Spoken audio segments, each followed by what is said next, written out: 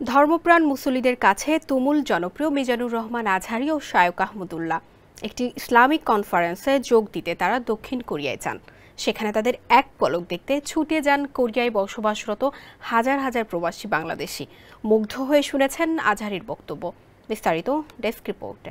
দক্ষিণ কোরিয়ার পুচ্ছন সিটি যেন প্রবাসী বাংলাদেশিদের মিলন মেলায় পরিণত হয়। ওই শহরের ডেজিন ইউনিভার্সিটিতে অনুষ্ঠিত হয় কোরিয়া মুসলিম ফেডারেশনের তত্ত্বাবধানে দ্বিতীয় বার্ষিক ইসলামিক কনফারেন্স। ওই কনফারেন্সে যোগ দেন বাংলাদেশের দুই জনপ্রিয় ইসলামিক বক্তা শায়ক আহমদুল্লাহ ও মাওলানা মিজানুর রহমান আজহারি। তাদের দেখতে এবং বক্তব্য শুনতে দূর দূরান্ত থেকে ছুটে আসেন হাজার হাজার প্রবাসী বাংলাদেশি।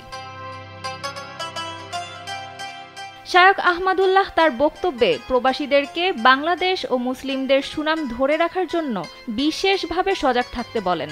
সেই সাথে প্রবাসে থেকেও কিভাবে নিজের পরিচয় ধরে রাখা যায় সে বিষয়েও পরামর্শ দেন।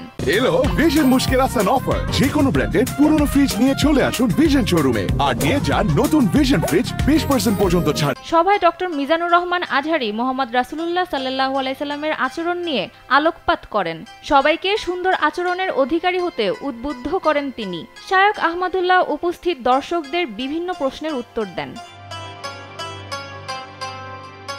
জানা যায় এদিন কনফারেন্স দক্ষিণ কোরিয়ার বিভিন্ন প্রান্ত থেকে প্রায় 7,000 প্রবাসী বাংলাদেশি সমবেত হন। নারীদের জন্য স্টেডিয়ামের গ্যালারিতে ছিল বসার বিশেষ ব্যবস্থা।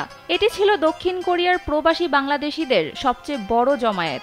এতে স্থানীয় বিভিন্ন মসজিদের ইমাম ছাড়াও প্রবাসী কমিউনিটির নেতৃবৃন্দ এবং ব্যবসায়ীরাও উপস্থিত ছিলেন। সানজিদা ইসলাম, কালবেলা।